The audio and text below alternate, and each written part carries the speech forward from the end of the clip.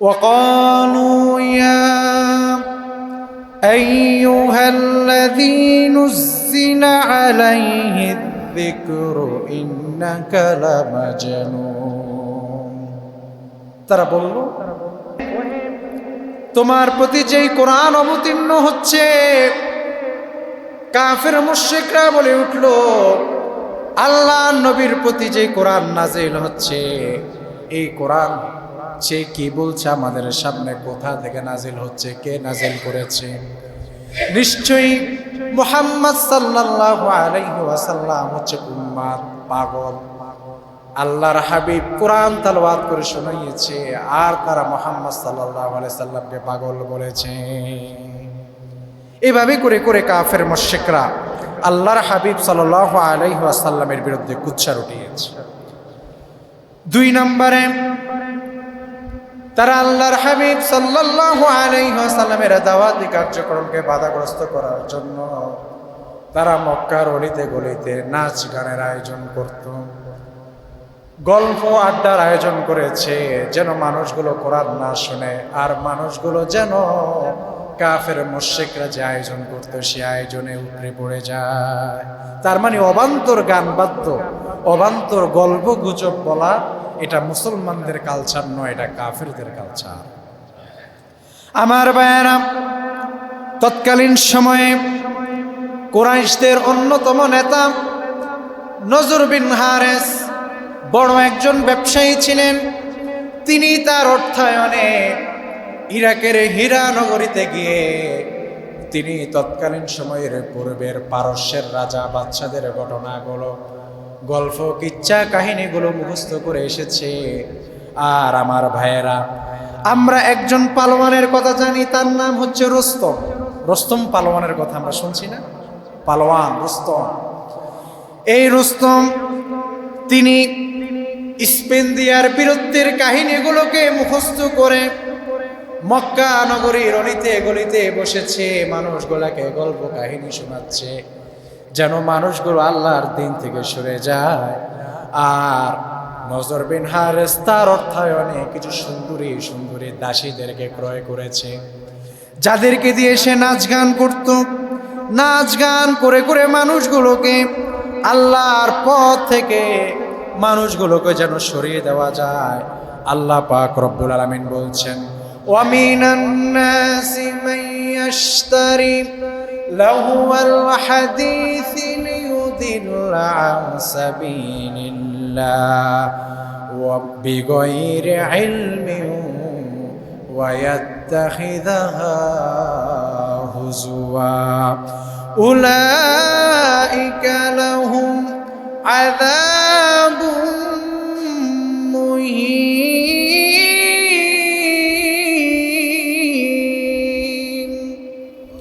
জোরে পড়েন আল্লাহু আকবার। আল্লাহ রাব্বুল আলামিন বললেন, ওহে দুনিয়ার মানুষেরা, দুনিয়ার কাফের মুশরিকরা, বেদুইনরা তোমাদেরকে সাময়িক সময়ের মজা দেওয়ার জন্য অবান্তর কথাবার্তা, অবান্তর গানগুলো তোমাদের সামনে বলতে থাকবে, যেগুলোর কোনো প্রয়োজনীয়তা নাই, যেগুলোর কোনো গ্রহণযোগ্যতা নাই। এরকম অপ্রয়োজনীয় গান বাদ্য তারা তোমাদের সামনে করবে, এরকম অপ্রয়োজনীয় গল্প গুজব তারা তোমাদের সামনে করবে। এগুলো হচ্ছে সাময়িক সময়ের জন্য, তোমাদেরকে আনন্দমত্ত করার জন্য তারা এগুলা করবে। তবে সাবধান, এগুলো থেকে যদি তুমি নিজেকে বাঁচিয়ে রাখতে পারে তাহলে তুমি মুমিন, আর যদি তুমি এগুলোতে মত্ত হয়ে যাও তাহলে আল্লাহ পাক রব্বুল আলামিন বললেন, উলাইকা লাহুম আযাবুম মুহিন, তাহলে তোমাদের জন্য রয়েছে কষ্টদায়ক আযাব। এগুলো যদি তোমাকে মত্ত করে নেয় তাহলে তোমার জন্য রয়েছে কষ্টদায়ক আযাব। আমার ভাইয়েরা, আল্লাহর হাবিব সাল্লাল্লাহু আলাইহি ওয়াসাল্লাম আমাদেরকে স্পষ্ট ভাষায় নিষেধ করেছেন। আল্লাহর হাবিব বললেন, লা তাবিউল কায়নাতি ওয়ালা তাশতারুহুন্না ওয়ালা তুআল্লিমুহুন্না ওয়া সামানুহুন্না হারাম।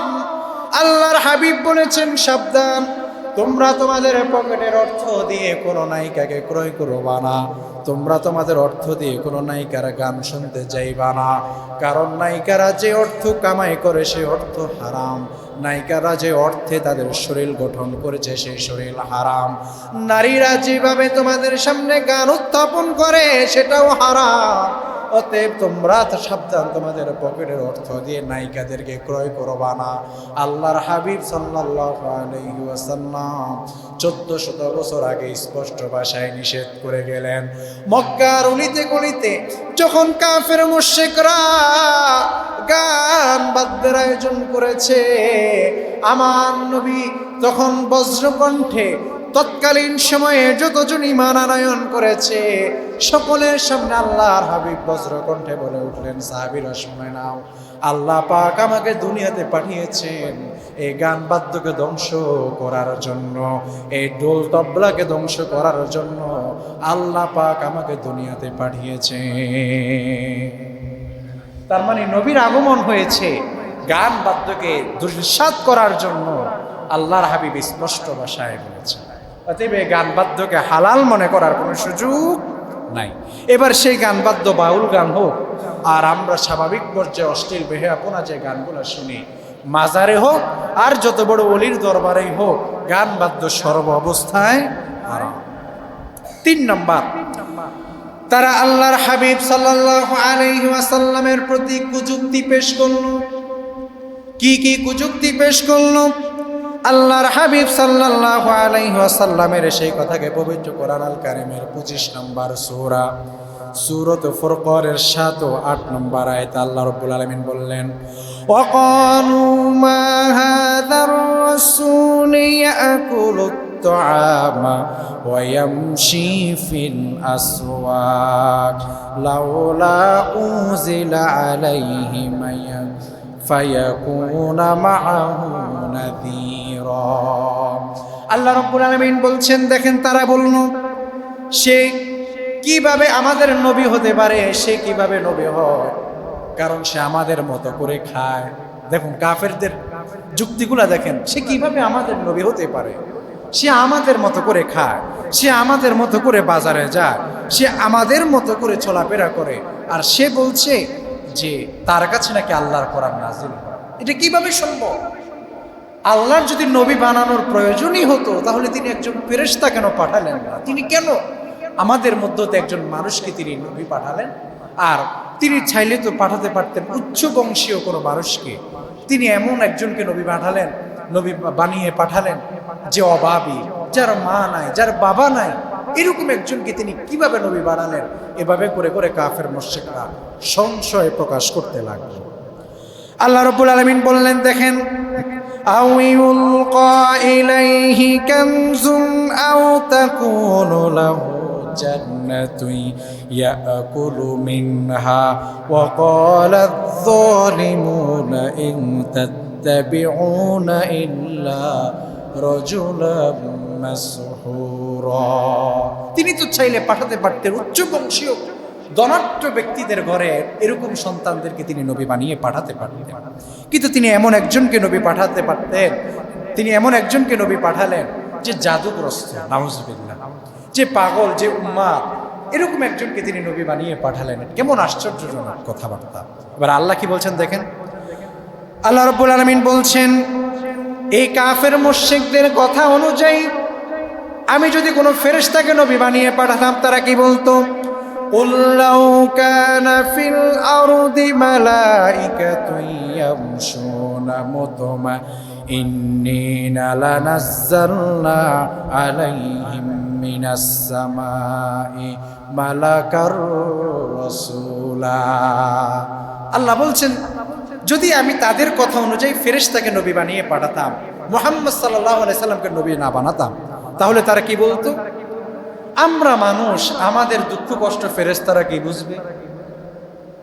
তারা কি বলতো? আমরা তো মানুষ, আমাদের দুঃখ কষ্ট ফেরেশতারা কি বুঝবে? আমাদের চাহিদা ফেরেশতারা কি বুঝবে? অতএব ফেরেশতা তারা বলতো, তুমি ফেরেশতা, আল্লাহর ফেরেশতা, তুমি মালায়েকা, তুমি তো আল্লাহর ফেরেশতা, তুমি তোমাদের মধ্যে দিন প্রচার করো, আমরা মানুষ, আমাদের জন্য তুমি যথেষ্ট নও। আল্লাহ বলছেন, তারা এখন বলছে কি? আল্লাহ আসমান থেকে একজন ফেরেশতা পাঠিয়েও তো আমাদেরকে দাওয়াত দিতে পারতেন, এরকম একজন মানুষকে কেন নবী বানিয়ে পাঠাতে হলো? আর আল্লাহ বলছেন যদি আমি আবার তাদের কথা অনুযায়ী ফেরেশতাদেরকে নবী বানিয়ে পাঠাতাম, তাহলে তারা বলতো আমরা মানুষ, আমাদের সমস্যা ফেরেশতারা কি বুঝবে, আমাদের সমস্যা তো মানুষই বুঝবে। সুবহানাল্লাহ। এবার আল্লাহ রাব্বুল আলামিন বলছেন ওয়ালাউ জাআলনাহু মালাকান লাজাআলনাহু রাজুলান ওয়ালা লাবিসনা আলাইহিম মা ইয়ালবিসুন। আল্লাহ বলছেন যদি এজন্যই আমি আল্লাহ পাক কোন ফেরেশতাকেও আমি আল্লাহ পাক নবী হিসেবে পাঠাই নাই, পুরুষদের মধ্যে হতে আল্লাহ পাক বলছেন আমি নেতা সিলেক্টেড করেছি, পুরুষদের মধ্যে হতে আল্লাহ পাক নেতা সিলেক্টেড করেছেন। তার মানে মুসলমানদের নেতা কখনো নারী হতে পারে না, মুসলমানদেরকে কখনো নারীরা নেতৃত্ব দিতে পারে না। আল্লাহর হাবিব সাল্লাল্লাহু আলাইহি ওয়াসাল্লাম তার জীবদ্দশা এবং তার পরবর্তীতে খোলাফায়ে রাশিদিনদের জামানা নারীদেরকে আল্লাহর হাবিব সাল্লাল্লাহু আলাইহি ওয়াসাল্লাম কখনো নেতৃত্বের আসনে বসান নাই। কারণ এজন্যই নারীরা অতি আবেগী, নারীরা অতি রাগী, নারীরা অতি কঠোর। নারীদের মধ্যে তিন বৈশিষ্ট্য আছে। এক হয় তারা অতি রাগী, অতিরিক্ত রেগে যায়, তারা রাগের মাথায় সিদ্ধান্ত নেয়, অথবা এজন্য আল্লাহর হাবিব সাল্লাল্লাহু আলাইহি ওয়াসাল্লাম তালাকের মাসালা পুরুষদের উপরে দিয়েছেন, নারীদের উপরে দেন নাই। কারণ নারীদের যে রাগ, নারীদের যে গুসা, দেখবেন কিছু থেকে কিছু হলে বলে তোমার ঘরে 60-70 বছর আজকে সংসার করলাম, কি দিয়েছো তুমি আমাকে? মুহূর্তের মধ্যে সবকিছু উলটপালট তারা করে ফেলে, আবার কিছুক্ষণ পরে তারা ঠিক হয়ে যায়। মানে এই যে অতিরিক্ত আবেগ নারীদের মধ্যে, আর এই জন্য আল্লাহর হাবিব সাল্লাল্লাহু আলাইহি সাল্লাম নারীদেরকে নেতৃত্বের আসনে বসান নাই, বরং আল্লাহর হাবিব সাল্লাল্লাহু আলাইহি সাল্লাম পুরুষদেরকে নেতৃত্বের আসনে বসিয়ে দিয়ে নারীদেরকে আল্লাহর হাবিব সাল্লাল্লাহু আলাইহি ওয়াসাল্লাম ঘরের জন্য মণিমুক্তা হিসেবে সিলেক্টেড করে দিয়েছেন। পুরুষরা বাহিরে লড়াই করবে, আল্লাহর হাবিব নারীদের জন্য পুরুষদেরকে কভার করে দিয়েছেন, যে পুরুষরা যত আঘাত, যত প্রতি আঘাত সহ্য করবে, নারীরা ঘরের মধ্যে নিরাপদে থাকবে। আল্লাহর হাবিব নারীদেরকে নেতৃত্বের আসনে না বসিয়ে নারীদেরকে অসম্মান করে নাই। কারণ বাহির দেশ থেকে যদি যুদ্ধ করে, আক্রমণ করে, নারীরা যুদ্ধের জন্য যেতে পারবে না, আক্রমণ করতে পারবে না, পুরুষরাই এগিয়ে যাবে যুদ্ধের জন্য, দামামা বাজাবার জন্য। কাফের মুশরিকরা যুদ্ধ ময়দানে যখন তারা যেত, তারা তাদের নারীদেরকে নিয়ে যেত, তো দেখতো যে যখন মারামারি লাগতো, তো কাফের মুশরিকদের নারীরা তাদেরকে টেনে টেনে পিছনে নিয়ে যেত আর বলতো সাবধান, সামনে আগানোর দরকার নাই, তুমি মারা যাবে। এই জন্য তারা দুর্বল হয়ে যেত। আর আল্লাহর নবী সাল্লাল্লাহু আলাইহি সাল্লামের বাহিনী ছিল কঠোর, তারা পিছনে পিছপা হওয়ার মতো কোনো সুযোগ ছিল না, কারণ তাদের সাথে কোনো নারী জাতি ছিল না। কাফের মুশরিকদেরকে যখনই দেখতো যুদ্ধ খুব মারাত্মক লেভেলে চলছে, এবার কাফের মুশরিকদের তাদের স্ত্রীরাই তাদেরকে বলতো আর লাগিও না, তুমি মারা যাবা, তুমি মারা গেলে আমি কাকে স্বামী বলবো, চলে আসো, যুদ্ধের দরকার নাই। এভাবে কাফেররা অর্ধেক দুর্বল হয়ে যায়। এজন্য আল্লাহর হাবিব সাল্লাল্লাহু আলাইহি ওয়াসাল্লাম, আল্লাহ পাক বললেন আমি যদি কাউকে নবী বানিয়ে পাঠাতাম তাহলে আমি অবশ্যই পুরুষদের মধ্যে হতে বানাতাম। আর আল্লাহ পাক বলছেন আমি কোনোদিন ফেরেশতাদের পক্ষ হতে মানুষের সমস্যা সমাধানের জন্য নবী বানিয়ে পাঠাতাম না। এটা হতেই পারে না, মানুষের সমস্যা মানুষ বুঝবে। এবার আল্লাহ রাব্বুল আলামিন বলছেন, দেখেন আল্লাহ রাব্বুল আলামিন বললেন ওয়াকালু লাউলা নুজিলা হাযাল কুরআন আলা রাজুলিন মিনাল ক্বরয়াতাইনি আযীম। আল্লাহ রাব্বুল আলামিন বললেন, এবার তারা বলল ঠিক আছে বুঝলাম, নবী বানিয়ে পাঠালো না, নবী তিনি একজন মানুষকে পাঠালেন, এটা আমরা মেনে নিলাম, কিন্তু তিনি যে কোরআন নাজিল করেছেন, এই কোরআন তিনি কেন তার উপরে নাজিল করতে হবে? এই কোরআন তিনি তো চাইলে আমাদের বংশলয় হতে অথবা মক্কার কোনো বড় বড় লিডারদের কাছে তিনি নাজিল করতে পারতেন, তিনি কেন এই কোরআন এরকম একজন মানুষের কাছে তিনি নাজিল করতে হবে? আল্লাহ রাব্বুল আলামিন বললেন আহুম ইয়াকসিমুনা রাহমাতা রাব্বিক। আমার নবীকে যখন কাফেররা এভাবে বলতে লাগলো, তোমার মতো একজন পাগলের কাছেই বুঝি আমার আল্লাহ পাক কোরআন নাজিল করতে হলো, কোরআন বুঝে আর আমার আল্লাহ অন্য কারো উপরে নাজিল করতে হলো না, এরকম ভাবে যখন কাফের মুশরিকরা আল্লাহর নবীকে বলতে লাগলো, আমার নবী সাল্লাল্লাহু আলাইহি ওয়াসাল্লামকে আমার আল্লাহ পাক সান্ত্বনা দিচ্ছেন, ওগো নবীজি তাদের কথায় আপনি রাগান্বিত হচ্ছেন, তাদের কথায় আপনি কষ্ট পাচ্ছেন। আমি আল্লাহর রহমত বিলানোর দায়িত্ব তাদেরকে আমি দিয়েছি নাকি? সুবহানাল্লাহ। আমি আল্লাহর কোরআন কার উপর নাজিল করবে এটা আমি আল্লাহর সিদ্ধান্ত, তাদের সিদ্ধান্ত দেওয়ার তারা কে? সুবহানাল্লাহ। আমার ভাইয়েরা, তারা সেখানেও ব্যর্থ হলো। আল্লাহর নবী সাল্লাল্লাহু আলাইহি ওয়াসাল্লামকে এভাবে তারা কুৎসা রটনাতেও তারা ব্যর্থ হয়ে গেল, এবং আমার নবী সাল্লাল্লাহু আলাইহি ওয়াসাল্লামকে নিয়ে কুযুক্তি পেশ করতে গিয়েও তারা ব্যর্থ হয়ে গেল। তারা গান বাজনা দিয়েও মানুষকে তাদের দিকে আকৃষ্ট করতে পারল না। এবার তারা 4 নাম্বার কর্মসূচি নিল।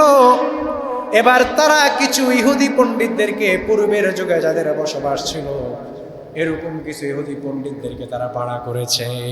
ইহুদি পণ্ডিত কিছু পোপদেরকে তারা এভাবে করে ভাড়া করে এনেছে মক্কা নগরীতে। এনে তারা বলল, ইহুদি পণ্ডিতদেরকে বলল যে দেখেন, মক্কা নগরীতে এক পাগলের আবির্ভাব হয়েছে, পরে নাউজুবিল্লাহ। তিনি মানুষদেরকে তার কাছে নাকি আল্লাহর পক্ষ থেকে বাণী পৌঁছায়। অতএব তার এখন এই পর্যায়ে এসে আমরা তার কাছে আমরা এই বিষয়গুলি নিয়ে আমরা সংশয় বোধ করছি। যেহেতু আমরা ধর্ম সম্পর্কে কম বুঝি, এজন্য আপনাদেরকে ভাড়া করে আনলাম, আপনারা তাকে পরীক্ষা করুন সে কি আমাদের নবী হতে পারে কিনা। একদম প্রবীণ ইহুদি পণ্ডিত বলল, আচ্ছা ঠিক আছে, আমরা ওই পাগলের ঘর আমাদেরকে চিনিয়ে দাও, আমরা যাই, তার ঘরে গিয়ে আমরা জাস্টিফাই করে আসলে কি তিনি নবী হতে পারেন কিনা। ইহুদি পণ্ডিত গেল আল্লাহ নবী সাল্লাল্লাহু আলাইহি ওয়াসাল্লামের দরবারে গিয়ে 1 নম্বরে তারা প্রশ্ন করলো যে আচ্ছা তুমি কি আল্লাহর পয়গম্বর? বলে হ্যাঁ আমি আল্লাহর পয়গম্বর। তুমি কি সর্বশেষ নবী? বলে হ্যাঁ। আচ্ছা, তুমি যদি আল্লাহর পয়গম্বর হও তাহলে তোমার কাছে আমাদের 1 নম্বর প্রশ্ন হচ্ছে, তুমি বলো তো আসহাবে কাহাফ 7 জন যুবকের কথা ইতিহাস তুমি জানো কিনা? তারা এক আশ্চর্যজনক যুবক ছিল। তারা একটি গুহায় 309 বছর পর্যন্ত একাধারে ঘুমিয়েছে। কত বছর? 309 বছর এক গুহাতে একাধারে তারা ঘুমিয়েছে। 309 বছর পরে তারা ঘুম থেকে জেগেছে। বলো তো তুমি কি সেই আসহাবে কাহাফের ঘটনা তুমি জানো কিনা? আল্লাহ নবী সাল্লাল্লাহু আলাইহি ওয়াসাল্লাম তিনি তো সেই সময় ছিলেন না, তিনি কিভাবে জানবেন? আল্লাহ নবী কিছুটা সময়ের জন্য আমার নবী চুপসে গেলেন আর চক্ষুটা বন্ধ করলেন। আল্লাহ পাক জবাব নাজিল করে দিলেন। আল্লাহ পাক রব্বুল আলামিন পবিত্র কোরআন আল কারীমের সূরা আল কাহফের 9 থেকে 26 নং আয়াত আল্লাহ পাক নাজিল করে দিয়ে আমার আল্লাহ পাক রব্বুল আলামিন গোটা দুনিয়ার মানুষদেরকে আল্লাহর হাবিবের মাধ্যমে আসহাবে কাহাফের সেই 7 যুবকের ঘটনা আল্লাহর হাবিব ইহুদি পণ্ডিতের সামনে অক্ষপটে বলে দিলেন। সুবহানাল্লাহ। ইহুদি পণ্ডিত আশ্চর্যজনিত হয়ে ফিরে আসলো। এবার ইহুদি পণ্ডিত আশ্চর্যজনিত হয়ে আবার দ্বিতীয় প্রশ্ন ছুড়ে দিল যে মুহাম্মদ সাল্লাল্লাহু আলাইহি ওয়াসাল্লাম তুমি যদি আল্লাহর পয়গম্বর হও আর তুমি যদি নবী হও, তোমার কাছে আমার 2 নম্বর প্রশ্ন হচ্ছে তুমি বাদশাহ জুলকারনাইন সম্পর্কে তুমি কি জানো? যে গোটা পৃথিবীকে শাসন করেছিল, সে বাদশাহ জুলকারনাইন সম্পর্কে তোমার কাছে কি কোনো তথ্য এসেছিল? আল্লাহর হাবিব সাল্লাল্লাহু আলাইহি ওয়াসাল্লাম কিছুটা সময় অপেক্ষা করলেন। আল্লাহ পাক জিবরিল আমিনের মাধ্যমে আল্লাহর হাবিব সাল্লাল্লাহু আলাইহি ওয়াসাল্লামের কাছে সূরাতুল কাহফের 83 নং আয়াত থেকে 101 নম্বর আয়াত নাজিল করে দিয়ে বাদশাহ জুলকারনাইনের ইন টোটাল সকল ঘটনা আল্লাহর হাবিবকে জানিয়ে দিলেন। আর আল্লাহর হাবিব তাদের সামনে বলে দিলেন। কাফের মুশরিকদেরকে যখন জানিয়ে দেওয়া হলো, এবার ইহুদিরা আশ্চর্যজনিত হলো। ইহুদি পণ্ডিত এবার তৃতীয় প্রশ্ন আল্লাহর হাবিব সাল্লাল্লাহু আলাইহি ওয়াসাল্লামকে জিজ্ঞাসা করল যে আচ্ছা পূর্বের যুগে এমন একজন পয়গম্বরের আগমন ঘটেছিল, শামের কোন একজন পয়গম্বর আর তার ছেলেরা মিলে তার এক ভাইকে কুফে নিক্ষেপ করল। তার ভাইকে তারা যখন কুফে নিক্ষেপ করলো, হিংসার বশীভূত হয়ে আল্লাহ পাক বা সৃষ্টিকর্তা তাকে কূপ থেকে তুলে নিয়ে মিশরের আজিজে মিশর, মিশরের সর্বোচ্চ নেতা বানিয়েছে। তুমি কি তার সম্পর্কে কিছু জানো? আল্লাহর হাবিব সাল্লাল্লাহু আলাইহি ওয়াসাল্লামকে আল্লাহ পাক সূরত ইউসুফ নাজিল করে দিয়ে পুরা ইন্টোটালি পুরা ঘটনা পুঙ্খানুপুঙ্খানুভাবে আল্লাহ পাক নাজিল করে দিলেন। পবিত্র কোরআনে কোন সূরা বা পবিত্র কোরআনের পুরা কোরআনে কোন নবীর ইন্টোটালি পুরা ঘটনা পবিত্র কোরআনে কোথাও নাজিল হয় নাই। কোন নবীর পূর্ণ জীবনী কোরআনে কোথাও নাজিল হয় নাই, পূর্ণ জীবনী। কিন্তু সাইয়্যিদিনা হযরত ইউসুফ আলাইহিস সালামের পুরো ঘটনা ইন টোটালি ভাবে আল্লাহ পাক পবিত্র কোরআন আল কারীমে সূরত ইউসুফে নাজিল করে দিয়েছেন। সুবহানাল্লাহ। কাফের মুশরিকদেরকে যখন গিয়ে বলা হলো, ইহুদি পণ্ডিত বলল নিঃসন্দেহে তিনি আল্লাহর রাসূল, আর ইহুদি পণ্ডিতরা আল্লাহর হাবিব সাল্লাল্লাহু আলাইহি ওয়াসাল্লামের কাছে গিয়ে কালেমা পড়ে মুসলমান হয়ে গেছে। সুবহানাল্লাহ। যখন কালেমা পড়ে মুসলমান হয়ে কাফের মুশরিকদের দরবারে ফিরেছে, কাফের মুশরিকরা বলল, কি অবস্থা, মুহাম্মদ সাল্লাল্লাহু আলাইহি সাল্লামকে কি আটকানো গেল? বলে, কি আটকাবো, আমরাই তো কালেমা পড়ে মুসলমান হয়ে গিয়েছি। এবার তারা আশ্চর্যান্বিত হয়ে কাফেররা বলল, তোমাকেও জাদু করে ফেলেছে, তোমাকেও জাদু করে ফেলেছে সে। কাফের মুশরিকরা পঞ্চম তারা 5 নাম্বার কর্মসূচি হাতে নিল আমার নবীর বিরুদ্ধে। এবার তারা মক্কার বড় একজন লিডার আবু সুফিয়ান, অথবা কোন কোন বর্ণনা এসেছে আবু জাহেল,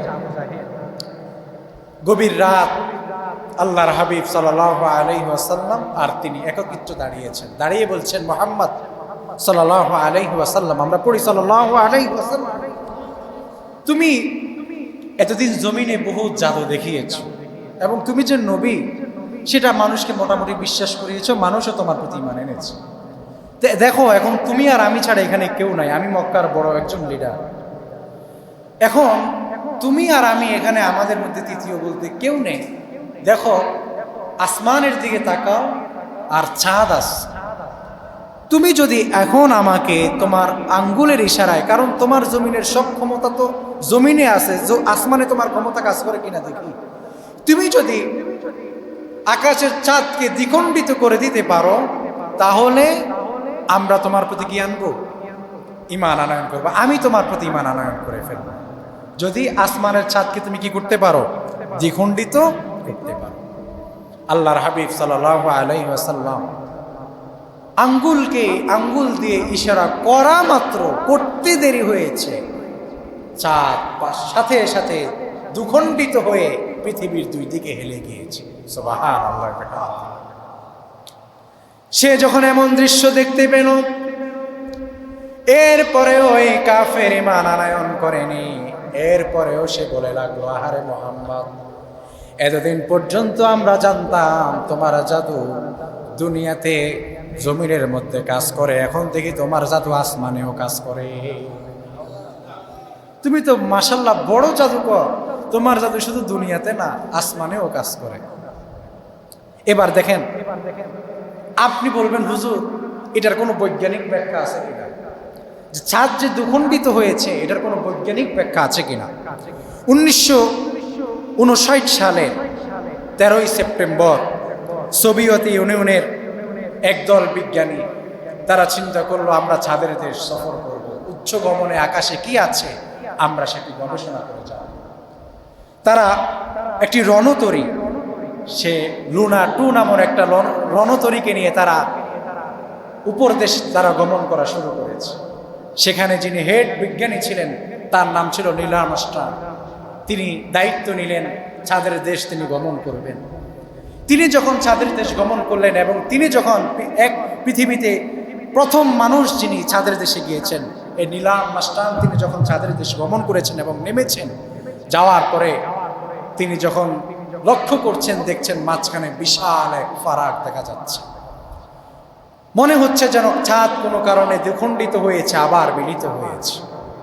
এবার নিলাম মাস্টান তিনি গবেষণা করতে লাগলেন যেটা কিভাবে সম্ভব। পৃথিবীর আদিকালের যত প্রকার তাওরাত, জাবুর, ইনজিল যা কিছু আছে, যত ধর্মগ্রন্থ আছে, তিনি সব ধর্মগ্রন্থকে জাস্টিফাই করলেন। কোনো ধর্মগ্রন্থে তিনি তার কোনো হদিস খুঁজে পাচ্ছেন না। এবার তিনি সর্বশেষ মুসলমানদের ধর্মগ্রন্থ আল কোরআনকে নিলেন গবেষণা করার জন্য। আর তিনি গবেষণার এক পর্যায়ে পবিত্র কোরআন আল কারীমের সূরাত কমরের 1 এবং 2 নম্বর আয়াত তিনি যখন পড়তে লাগলেন, তিনি আশ্চর্যান্বিত হয়ে গেলেন। আর তিনি সাথে সাথে করে আল্লাহর হাবিবের প্রতি ঈমান আনয়ন করলেন। আল্লাহ রাব্বুল আলামিন বললেন, ইকতারাবাতিস সাআতু ওয়া শাক্কাল কমার ওয়া ইয়ারাউ আয়াতান ইউরিদু ওয়া ইয়াকুলু সিহরুম মুস্তামির। আল্লাহ পাক রব্বুল আলামিন বললেন, চাঁদ দ্বিখণ্ডিত হয়েছে, কিয়ামত অতি সন্নিকটে চলে এসেছে। এত নিদর্শনগুলো কাফের মুশরিক বেঈমানদের সামনে পেশ করার পরেও কিছু মানুষ দেখবা তারা এমন করে বলে উঠবে এটা হচ্ছে চলমান জাদু। তারা এটাকে জাদু বলে গ্রহণ করে নিবে। এরপরে আল্লাহর কুদরত, তারা আল্লাহর প্রতি ঈমান আনবে। আল্লাহ বললেন কিয়ামত অতি সন্নিকটে চলে আসছে, চাঁদ দ্বিখণ্ডিত হয়েছে। আল্লাহ পাক এই কথার মাধ্যমে বলতে চেয়েছেন কিয়ামতের পূর্বে সর্বশেষ পয়গম্বর, আখিরি জামানা, আখিরি পয়গম্বরের আগমন ঘটেছে। কিয়ামতের সবচেয়ে বড় আলামত প্রকাশ পেয়েছে, তার মাধ্যমে চাঁদ দ্বিখণ্ডিত হয়েছে। এরপরেও মানুষগুলো তার প্রতি ঈমান আনেনি, বরং মানুষগুলো বলে উঠলো এটা এক চলমান জাদুর প্রক্রিয়া, এটা কোনোদিন ঈমান আনয়ন করার জন্য যথেষ্ট নয়। আমার ভাইয়েরা, তাহলে আমরা জানলাম কাফের মুশরিকরা এবার আল্লাহর নবীকে পরীক্ষা করার জন্য আসমানের দিকে পর্যন্ত গিয়েছে। আল্লাহর পাক রব্বুল আলামিনের হাবিব যখন চাঁদ দ্বিখণ্ডিত করে দিলেন, আবার মিলিত করলেন, এরপরেও কাফেররা ঈমান আনয়ন করেনি। এবার কাফেররা আশ্চর্যান্বিত হলো এবং তারা আল্লাহর হাবিবের দাওয়াতি কার্যক্রমকে বাধাগ্রস্ত করার জন্য 6 নম্বর কর্মসূচি হাতে নিয়েছে। আল্লাহর হাবিবকে তারা মক্কার তৎকালীন সময়ের সংসদ ভবন দারুন নদওয়াতে তারা বসেছে, আল্লাহর হাবিবকে ডেকেছে। সেখানে আল্লাহর হাবিবকে ডাক দিয়ে তারা বলল, মুহাম্মদ সাল্লাল্লাহু আলাইহি ওয়াসাল্লাম, তোমার সাথে আমাদের অনেক ফাইট হয়েছে, অনেক লড়াই হয়েছে, কথার মারফাত হয়েছে। অতএব আমরা আজকে তোমার কাছে এসেছি, তোমার সাথে আমাদের একটা সমঝোতার চুক্তি হোক, তোমাদের সাথে আমাদের একটা সমঝোতা হয়ে যাক। আল্লাহর হাবিব সাল্লাল্লাহু আলাইহি ওয়াসাল্লাম বললেন, হ্যাঁ, আপনারা কিভাবে সেই সমঝোতা করতে চান? আল্লাহর হাবিব সাল্লাল্লাহু আলাইহি ওয়াসাল্লামকে এবার তারা সমঝোতার প্রস্তাব দিচ্ছে। আল্লাহ পাক রব্বুল আলামিন পবিত্র কোরআন আল কারীমের সূরাতুল কাফিরুনের মধ্যে আল্লাহ পাক সেই সমঝোতার কথা উল্লেখ করলেন। আল্লাহ রাব্বুল আলামিন বলছেন, কুল ইয়া আইয়ুহাল কাফিরুনা লা আ'বুদু মা তা'বুদুন ওয়ালা আনতুম আ'বিদুনা মা আ'বুদ ওয়ালা আনতুম আ'বিদুম মা আ'বাদতুম ওয়ালা আনতুম আ'বিদুনা মা আ'বুদ লাকুম দীনুকুম ওয়ালিয়া দীন। ও নবী, তোমার সাথে আমাদের সমঝোতা হচ্ছে, তুমি একদিন আমাদের ইবাদত করবা, অথবা 1 সপ্তাহ আমাদের ইবাদত করবা, অথবা 1 বছর তুমি আমাদের মূর্তির ইবাদত করবা, আর পরের 1 বছর আমরা সবাই মিলে তোমার মালিকের ইবাদত করব। সমঝোতা হয়ে যাক, মারামারির দরকার নাই। 1 বছর তোমার মালিকের ইবাদত হবে, পরের বছর তোমরা সবাই মিলে আমাদের ইবাদত করবা, আবার পরের বছর আমরা তোমার মালিকের ইবাদত করবো। এইভাবেই চলতে থাকবে। আল্লাহ রাব্বুল আলামিন হাবিব বললেন, কুল ইয়া আইয়ুহাল কাফিরুন, হে কাফেররা, তোমরা যার ইবাদত করো আমি তার ইবাদত করি না, আমি যার ইবাদত করি তোমরাও তার ইবাদত করবা না, করো না। আর তোমরা যার ইবাদত করো আমি নবী সাল্লাল্লাহু আলাইহি সাল্লাম কখনো তাদের ইবাদতকারী হতে পারবো না। আমি যার ইবাদত করি তোমরাও কখনো তার ইবাদতকারী হতে পারবে না। অতএব লাকুম দীনুকুম ওয়ালিয়া দীন, তোমার দিন তোমার কাছে রেখে দাও, আর আমার দিন আমার কাছে সংরক্ষিত আছে। সুবহানাল্লাহ। তোমার দিন তোমার কাছে, আমার দিন আমার কাছে।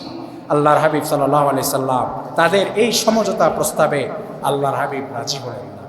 তারা 7 নম্বরে তারা আল্লাহর হাবিব সাল্লাল্লাহু আলাইহি সাল্লামের প্রতি তাদের যে আদেশ ছিল, তাদের যে কর্মসূচি ছিল, এবার তারা আল্লাহর হাবিবকে প্রলোভন দেখালো।